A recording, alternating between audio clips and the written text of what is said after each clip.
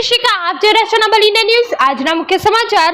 અમન foundation દ્વારા કલારાની ખાતે વિધવા બહેનોને સાડી તેમજ ડ્રાયફ્રૂટનું વિતરણ કરાયું।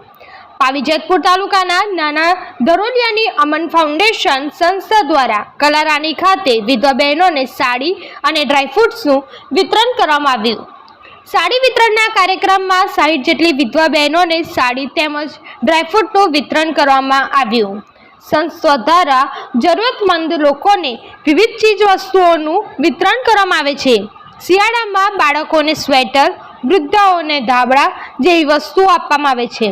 કાર્યક્રમમાં મુબારકભાઈ ખત્રી, સુધીરભાઈ દેસાઈ, નરેશભાઈ કોલચા, નરપતભાઈ, રસિકાંત મહારાજ, કિશોરભાઈ, ઈશ્વરભાઈ, રંજીભાઈ સહિત આગેવાનોના હસ્તે વિતરણ કરવામાં આવ્યું। સંસ્થાના પ્રમુખ ફૈઝાન ખત્રીની આગેવાની હેઠળ કાર્યક્રમનું આયોજન કરવામાં આવ્યું। સંસ્થાની સેવા ભાવનાથી ગ્રામજનો ખુશ થયા અને અભિનંદન આપ્યા। ચિરાગ રાઠવાનો રિપોર્ટ। ધન્યવાદ।